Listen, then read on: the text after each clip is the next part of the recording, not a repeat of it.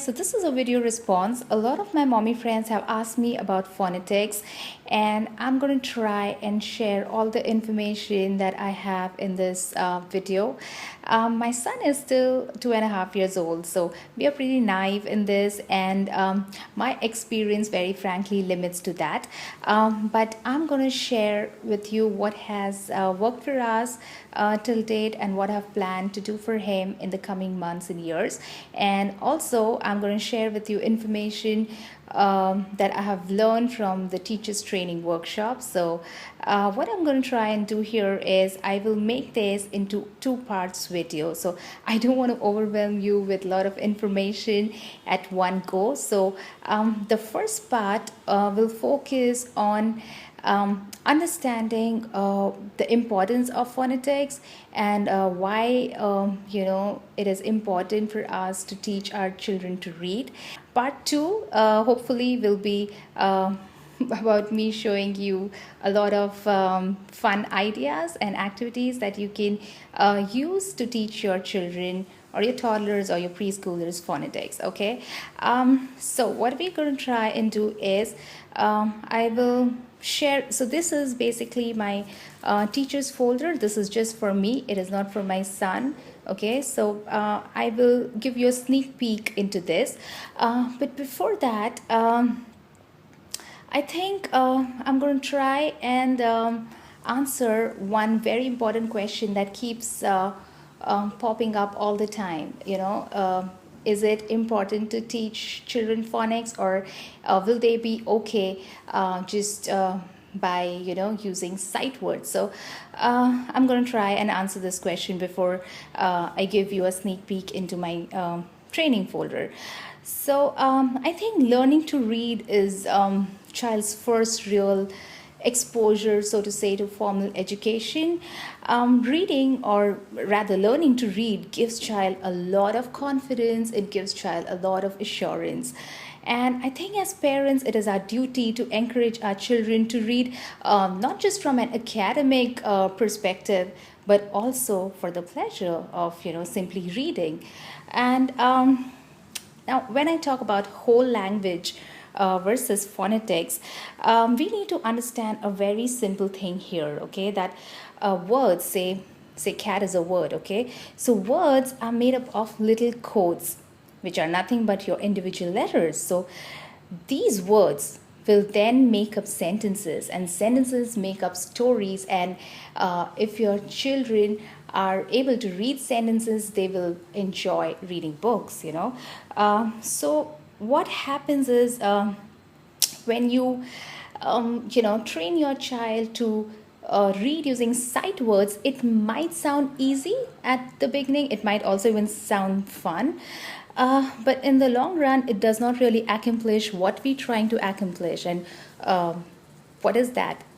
What we're trying to accomplish here is creating confident readers. Okay, so what phonetics does is it gives the child a greater mastery in reading. So if a child knows, say, the names of the letters, but he does not know the sounds of the letters, he will find it difficult to read fluently.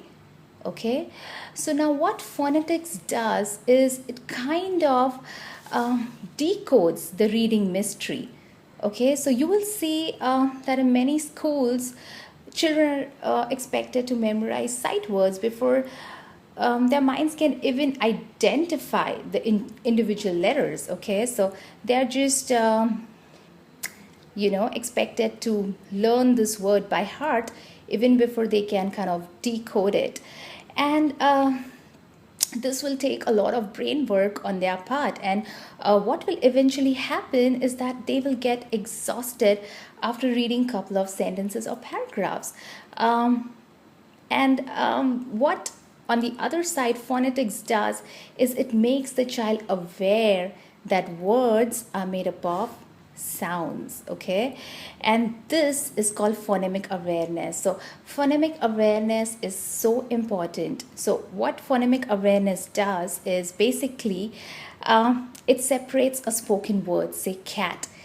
So it separates the word cat into three distinct phonemes. So k, at, k, So that's what phonemic awareness does to your child. And in a typical Montessori environment, this is what happens. And I'm going to talk about that in a little bit, but I'm going to first give you a sneak peek into my teachers folder here. Okay, so when I talk about phonetics, it is divided into two things. So you have phonics, which is your sound system, and you have phonemes, which are your individual letter sounds.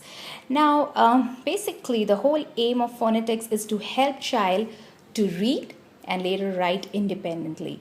And the workshop also covered 5 most important skills with regards to phonetics, and I'm going to quickly touch base with that. I'm going to share that with you because I really found this useful. So the first tip is learning letter sounds, which is A to Z, and of course the lowercase and not the uppercase. I'll come to this in a bit. So you have your 26 letters, which are your consonants and vowels. Vowels are your A, E, I, O, U, but obviously learning the sounds and not the names of the letters, okay? Plus 18 digraphs. So digraphs are basically 2-letter words making one sound, something like ch, sh, okay? So in all, you have 44 letter sounds, okay? Then the second part is learning letter formation. So your lowercase and your uppercase. Third is blending, which I just told you about. K, at, cat. Okay, then fourth is exactly the opposite of third point, which is identifying sounds in words. Okay, so what is this word made up of? It is made up of sounds with sounds. K, at.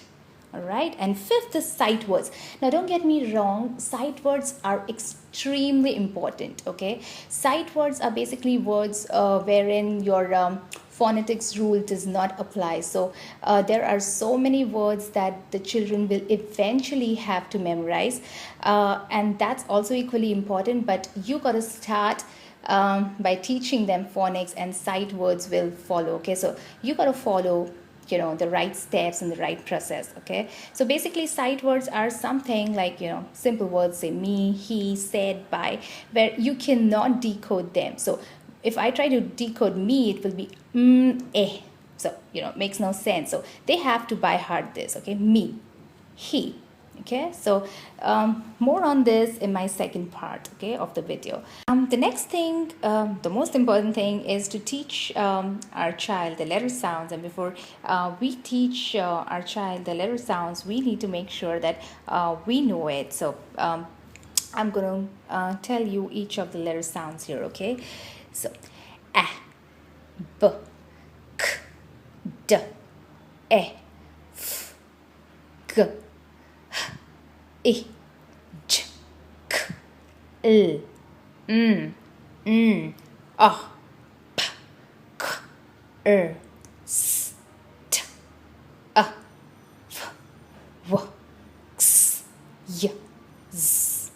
Right, so once they know the phonetic sounds, learning to read is going to become so much more easier, because later all that your child needs to do is to learn to blend the sounds together to be able to read simple words. All right. So that's about your letter sounds. Now, one more important question that keeps coming up is, do we need to start with lowercase or uppercase? Now, in a typical Montessori environment, the lowercase sounds are introduced before the uppercase, always, for the simple reason that we read and later write in lowercase. Okay, so always start with your lowercase letters. Okay, and more on how to introduce this to your child in part 2 of the video. Okay.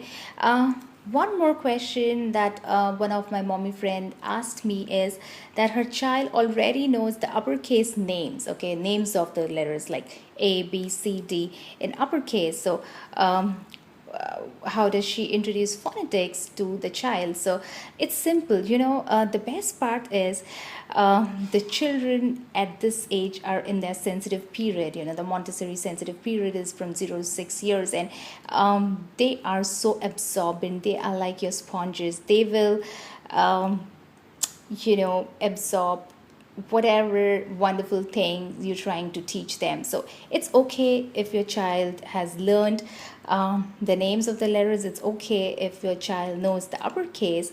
Make it into a fun game and say, hey, now that we know the names of the letters, I'm going to teach you something more interesting. Do you know that each letter also speaks? So this is O, but O also says something. What does O says? O says, oh, oh.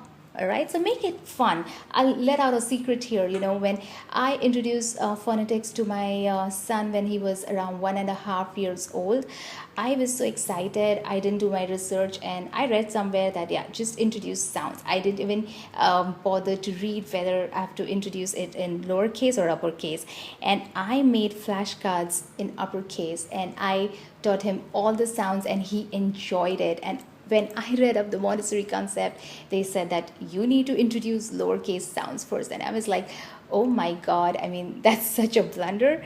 But you know what? They learn eventually. And, my son knew his, uppercase sounds. But then I started introducing him to lowercase 2 or 3 letters at a time, and he found it fun. Okay, yes, it did take us time to kind of deviate from the uppercase letters to lowercase, but it didn't take him much of time, and I made it super fun, super simple for him. Don't overwhelm the child. Let them just learn 1 or 2 or max 3 letters at a time. All right, and keep it hands-on, keep it really child-led.